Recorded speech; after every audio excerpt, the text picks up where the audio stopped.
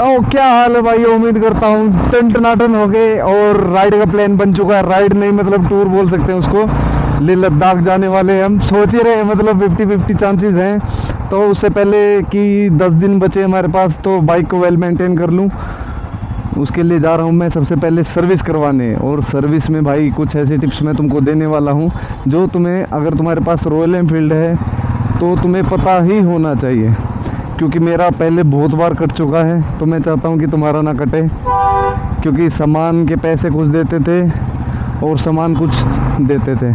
मतलब मैं इनको पैसे देता था ओरिजिनल के अकॉर्डिंग और वो सामान डालते थे डुप्लीकेट, जो कि मुझे नहीं पता था। लेकिन कहते हैं ना कि किताबों से ज़्यादा ज्ञान ठोकरे खाकर मिलता है, वही काम मेरे साथ हुआ था। तो सबसे पहले है भाई एक मैकेनिक, सब बढ़िया मैकेनिक ढूंढना बहुत ज़रूरी है। एक ऐसा मैकेनिक हो जो, जिस पे आप विश्वास कर सको आंख बंद करके कि हाँ ये ऐसा नहीं करेगा। तो वैसा ही मैकेनिक अपने पास भी है और अभी मिलवाता हूँ मैं उनसे। और इसमें कौन सा ऑयल डलवाना चाहिए, ये जो ऐसा मन करता है इनको उतार के नहीं कान पे उड़का भर दूँ। वाह वाह वाह, कट मार रहा है, क्या गुंडा बनेगा रे। तो नहीं मार दूँ कट।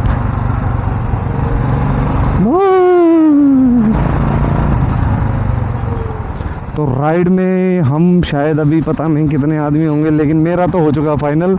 अब एक भाई का है, उसका भी फाइनल है। अब तीसरे का पता नहीं वो चलेगा या नहीं, लेकिन 16 भी हुआ तो वे निकल जाऊंगा, क्योंकि मौके बार बार नहीं मिलते। बुढ़ा होने से पहले मैं जीना चाहता हूँ मेरे भाई।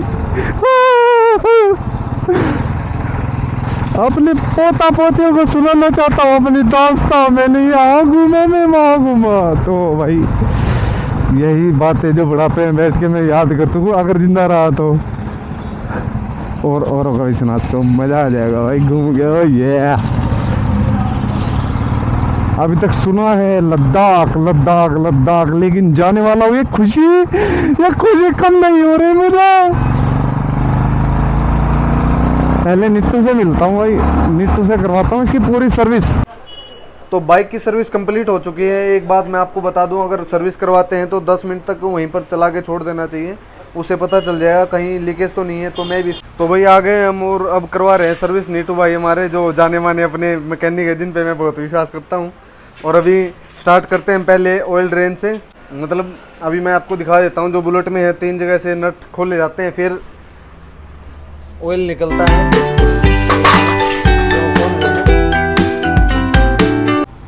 और उसके बाद ये बीच वाला नट खोला जाएगा, इसको सक्शन नट बोलते हैं। और उसके बाद क्रैंक का देखो ये डस्ट कितना आया हुआ है इस पे। ये जो पार्टिकल्स है ना जो इंजन के, इसमें मैग्नेट होती है, और जो मतलब इंजन अंदर से घिसता है तो वो पार्टिकल्स इस पे चिपक जाते हैं। मैग्नेट है ये मैग्नेट होती है इसके ऊपर, मैग्नेटिक, क्योंकि जो अंदर पार्टिकल्स होते हैं जो घिसते हैं मतलब इंजन चलते टाइम, तो वो इस पे आकर चिपक जाते हैं और दोबारा सर्कुलेट नहीं होने पाते। लो भाई अब सेक्शन में खोल लेते हैं।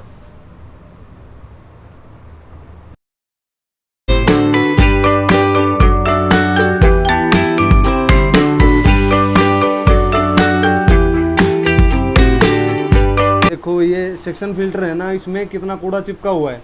ये जो मतलब मेन ड्रेन नट था उससे दूसरे वाला नट है, ये सेक्शन नट बोलते हैं, इसमें फिल्टर होता है ये। और इतना कूड़ा चिपका हुआ है ना, ऐसे लग रहा है जैसे किसी ने पराली डाल दी उसके अंदर। बहुत ही गंदा हाल हुआ हुआ भाई इंजन का। इस पे भी मैग्नेट है भाई, देखो कितना, पकड़ना भाई, ये देखो ये सारा लो है जो अंदर से इंजन घिस रहा है ना, वो आगे इस पे चिपक रहे हैं। तो ये 2 नट खोल लिए हमने, अभी तीसरा नट और खोलते हैं, जिसको क्रैंक नट बोलते हैं। वो खुलवाना बहुत ज़रूरी है, क्योंकि वो खुलवाते नहीं हैं। तो ये भाई 2013 के बाद हर रॉयल एनफील्ड की हर बाइक में दिया गया है, ताकि पूरा इंजन ऑयल निकल जाए। 3 जगह से निकल रहा है, दिख रहा है। ये ऑयल फिल्टर निकाल लें अब। इसका नट खोल दिया, वो मेरे को ध्यान नहीं रहा कि रिकॉर्डिंग भी नहीं थी।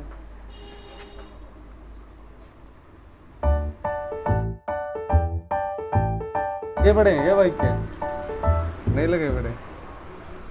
तो मैंने 3,500 किलोमीटर पे सर्विस करवा रहा हूँ, फिर भी इसकी इतनी बुरी हालत हो रखी है, तो समझ लो 5,000 रुपये क्या होगा।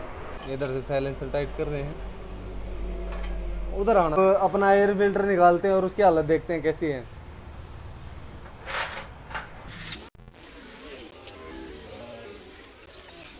ये एयर फिल्टर है जो हर बार चेंज करवाना चाहिए। अगर काम चलाने लायक है तो रख सकते हैं, वो भी मैकेनिक बता देगा आपको कि ये चल सकता है या नहीं, क्योंकि इसकी लाइफ होती है 10 से 12,000 किलोमीटर। और ये साफ़ होने का भाई बाइक बिल्कुल अच्छी तरह चलेगी। अगर ये गंदा होगा तो कार्बोरेटर में मतलब मिसिंग की प्रॉब्लम हो जाएगी बाइक में, और पिकअप है वो भी कम हो जाएगा, क्योंकि कार्बोरेटर में इससे कचरा जाएगा, जो एयर जाती है वो इसी के थ्रू जाती है। तो इसको हमेशा चेक करें, और कभी भी गंदा हो तो इसको ना रखें, चेंज करवा लें, क्योंकि ये छोटी सी चीज़ है, बाद में बड़ी दिक्कत दे सकती है।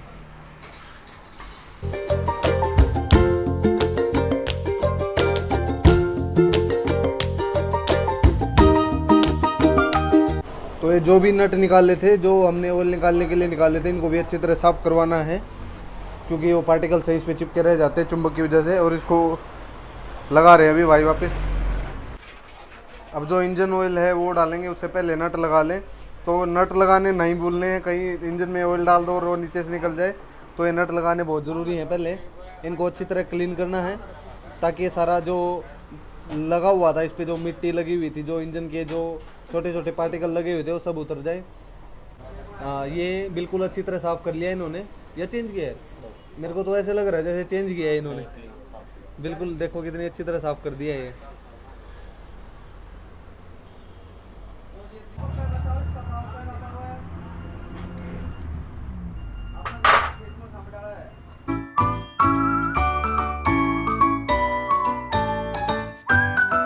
ये ऑयल फिल्टर है, इसमें रबड़ दी जाती हैं ताकि लूज़ ना रहे। 2 रबड़ होती हैं, एक अंदर डलती है, फिर ऑयल फिल्टर डलता है, और फिर रबड़ बाहर लगती है एक। अगर ये रबड़ नहीं लगाएंगे तो जो फिल्टर है वो पूरा अपना अच्छी तरह काम नहीं कर पाएगा और लूज़ रहेगा।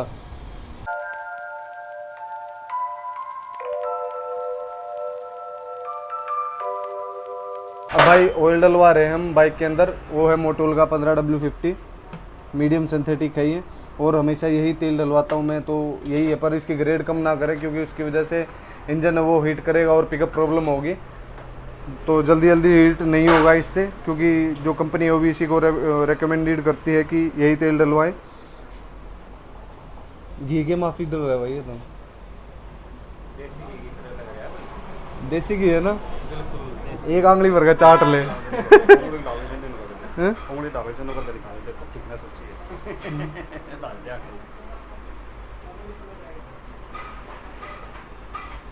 तो 2.5 लीटर की है ये, और पूरा डलना है इसके अंदर। 2.5 लीटर की कैपेसिटी होती है। इससे ज़्यादा तेल डालने में दिक्कत होती है भाई, ज़्यादा तेल नहीं डाले, और कम में भी दिक्कत होती है। तो 2.5 लीटर ही डालना है इसके अंदर, ना कम डालना ना ज़्यादा। कहीं ये समझे कि ज़्यादा डालेंगे तो ज़्यादा मक्खनी तरह चलेगी, दिक्कत ज़्यादा करेगी। हर पार्ट अच्छी तरह क्लीन किया जा रहा है। मज़ा आ जाता है भाई, संतुष्टि होती है जब अपने सामने काम होता है, जेन्युइन होता है, तो उसका मज़ा ही कुछ अलग होता है। तो इंजन की सर्विस का काम पूरा हो चुका है। अब बात करते हैं इसकी स्पार्क प्लग की, उनको भी चेक कर लेते हैं उनमें कितना गैप है या फिर कैसी एवरेज दे रही है। तो स्पार्क प्लग से भी पता चल जाएगा उनका जो गैप है बीच का, वो कम ज़्यादा तो नहीं है, तो उसी को चेक कर रहे हैं। ये हमारा स्पेशल कैप ठीक है। अब जो लेफ़्ट साइड वाला प्लग है, जो गियर की साइड होता है, इसमें प्लग भी 2 होते हैं, तो लेफ़्ट वाला खोल रहे हैं, पहले उसको देखते हैं।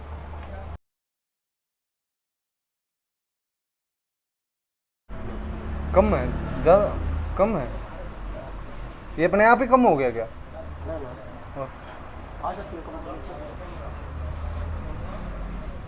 तो ये गैप कम था प्लग का, अभी थोड़ा ज़्यादा कर रहे हैं, देख रहे हैं, गैप चेक कर। कभी आपने करवाया है ऐसे गैप चेक? नहीं करवाया होगा, मैं गारंटी दे सकता हूँ।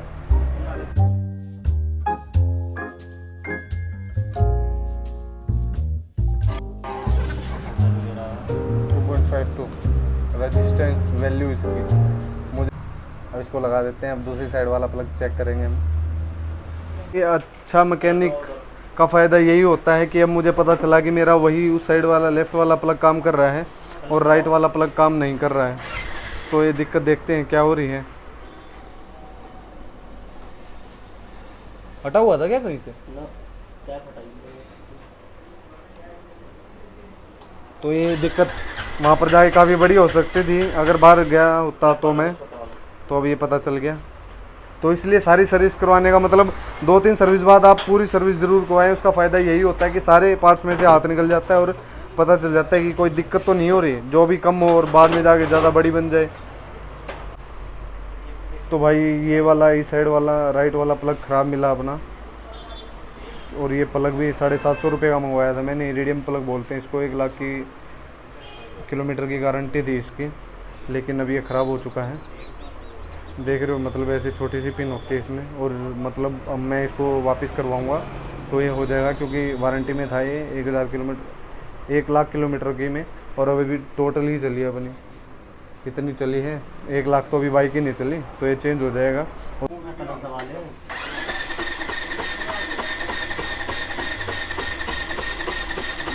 जल रहा है करंट। तो भाई ये फ़ायदा हो गया पूरी सर्विस करवाने का, प्लग भी चेक हो गए। तो अपनी पहले इस प्लग के निकालने पर गाड़ी स्टार्ट नहीं हो रही थी, लेकिन अब ये प्लग निकाल दिया और दूसरा चेक किया तो उसमें प्लग डाल दिया है बोस का, जो रॉयल एनफील्ड का ही है, मतलब बोस कंपनी बनाती है। तो अब देखते हैं स्टार्ट होती है या नहीं। एक बार करना भाई, कल से दबा के स्टार्ट। तो अब ये भी प्लग काम कर रहा है, और ये प्लग निकाल दिया दूसरे वाला, ये प्लग काम कर रहा है, और उधर वाले की ज़रूरत ही नहीं है अभी लगाने की। तो देख सकते हैं आप, वो प्लग काम कर रहा है और ये निकाल रखा है हमने। तो भाई ये पता चल गया हमको सर्विस पे। अगर ये मैं कहीं और सर्विस करवाने जाता, मतलब कहीं पर मार्केट में, तो ये बात मुझे पता ना चलती और बाई चांस इसकी वजह से मैं कहीं पर फंस भी सकता था। हाँ, अब देखो दोनों आपको अलग ही पता चल जाएगा कि बढ़ रहा है या कम हो रहा है। जैसे दोनों काम कर रहे हैं, यानी ये हटा दिया तो आरपीएम कम हो गया, ये लगाते ही आरपीएम बढ़ गया। तो इससे पता चल गया कि दोनों प्लग अब काम कर रहे हैं, जो कि पहले लेफ़्ट वाला ही काम कर रहा था, राइट वाला नहीं कर रहा था। प्लग के बाद अब बारी आ गई है बैटरी की। अब बैटरी चेक करते हैं कि चार्ज बढ़िया हो रही है या नहीं हो रही है, और उसकी पावर चेक करते हैं कितनी है। तो बैटरी चेक कर ली है, बैटरी की वोल्टेज पूरी है, और ऑन करते हैं तो बैटरी कम भी हो रही है, और रेस देते हैं आरपीएम देते हैं तो बैटरी ज़्यादा भी हो रही है, मतलब उसकी यूनिट ज़्यादा हो रही है। चार्जिंग भी ठीक है, लोड भी ठीक है, मतलब बैटरी कुल मिला के बढ़िया है अपनी। बैटरी भी चेक होगी। अब बैटरी चेक हो चुकी है, अब आ जाते हैं पीछे। अब क्या कहते हैं, जो रियर व्हील है उसको चेक करेंगे, इसके जो ब्रेक लेदर है वो देखते हैं, और फिर चेन टाइट या लूज़ करनी है वो भी देखते हैं।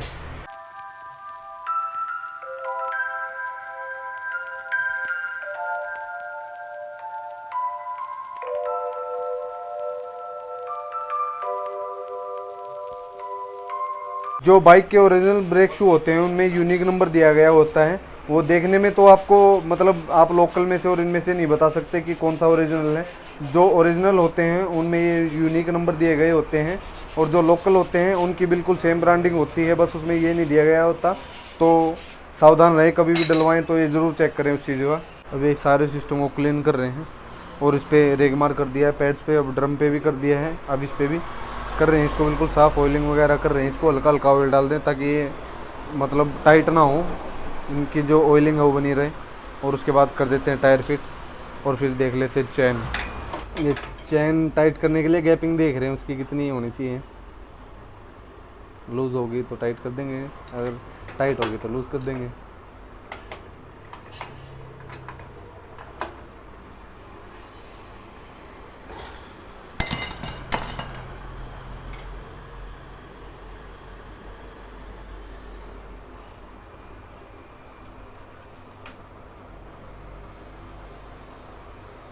ठीक है, तो इससे पता चल गया। ठीक है भाई, काफ़ी बढ़िया चीज़ है ये, परफेक्ट होगी बिल्कुल चेन टाइट।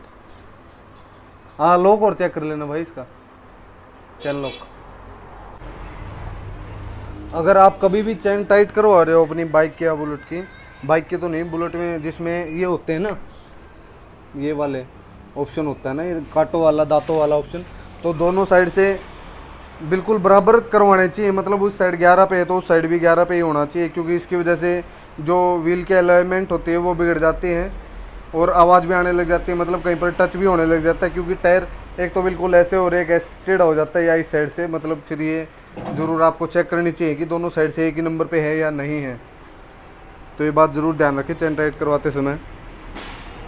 जो क्लच है उसमें थोड़ी सी प्ले थी, ऐसे हिल रही थी, तो उसमें वार्सल डाले इन्होंने एक, वो प्ले ठीक करने के लिए। अब कम हो जाएगी प्ले। क्लच की जो प्ले है वो काफ़ी ठीक हो चुकी है, यहाँ से छेड़ने की ज़रूरत नहीं पड़ी, क्योंकि मैं खुद भी कर लेता हूँ इस चीज़ को। और मतलब इतनी प्ले ज़रूर होनी चाहिए आपकी गाड़ी में, और सर्विस पे ज़रूर ध्यान दें, ये ज़रूर करवाएं। अब जो पीछे का काम था पूरा हो चुका है, यहाँ का क्लच का भी पूरा हो चुका है। अब इसकी बारी आगे है, इसका ऑयल देखते हैं कि सड़ा हुआ है या ठीक है, क्योंकि पिछली बार मैंने चेक करवाया था। और देखते हैं अब क्या हाल हो चुका है। अगर चेंज करने लायक हुआ तो ज़रूर चेंज करेंगे। इसको खोल लेते हैं पहले।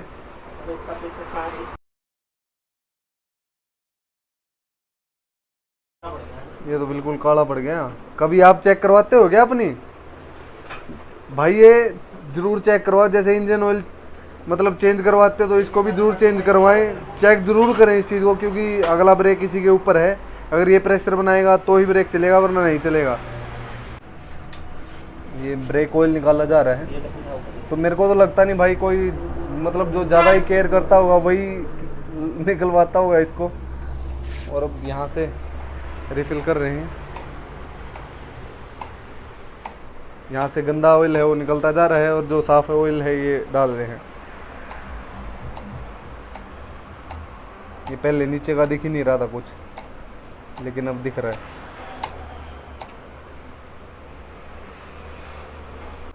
तो ऑयल ड्रेन आउट हो चुका है इसका। अब इसको कर देते हैं बंद। अब देख रहे हो ऑयल साफ़ हो चुका है बिल्कुल। अब ये प्रेशर बना रहे हैं इसमें। तो ये करते ही अपनी सर्विस बिल्कुल पूरी हो जाएगी। हर चीज़ में हाथ निकाल लिया है, हर चीज़ बढ़िया फिट हो चुकी है। अब इसको कर देते हैं बंद, और ऐसे हो गई अपनी बाइक की पूरी सर्विस पूरी। और मुझे लगा हुआ कम से कम पौना घंटा या 1 घंटा ज़्यादा, पर बाइक का काम भाई बड़ा जेन्युइन हुआ है। मज़ा आ गया ऐसी चीज़ें देख देख के, जो कभी पहले नहीं हुई थी अब हो रही हैं वो। तो इसलिए मैकेनिक का होना, एक अच्छे मैकेनिक का होना बहुत ज़रूरी होता है भाई। तो बाइक की सर्विस कंप्लीट हो चुकी है। एक बात मैं आपको बता दूं, अगर सर्विस करवाते हैं तो 10 मिनट तक वहीं पर चला के छोड़ देना चाहिए। उसे पता चल जाएगा कहीं लीकेज तो नहीं है। तो मैं भी इसको वही छोड़ने वाला हूँ 10 मिनट के लिए ऑन करके, और फिर पता चल जाएगा कि अगर कहीं लीकेज होती है तो अभी यहीं पर करवा देंगे, बार बार धक्के नहीं खाने पड़ेंगे। तो एक ही किक में झट से स्टार्ट। अभी छोड़ देते इसको ऑन, और नीचे से साफ़ कर दिया है ताकि पता चल जाए अगर कहीं लीकेज होगी तो अभी पता चल जाएगा, बार बार दिक्कत नहीं होगी। लगभग 10 मिनट हो चुकी है मेरे को बाइक ऑन छोड़े हुए, और अभी तक कोई लीकेज नहीं हो रही है। तो बाइक सर्विस काफ़ी बढ़िया हुई है, ज़बरदस्त हुई है, और मज़ा आ गया। मैं इसको लेके जाता हूँ घर पे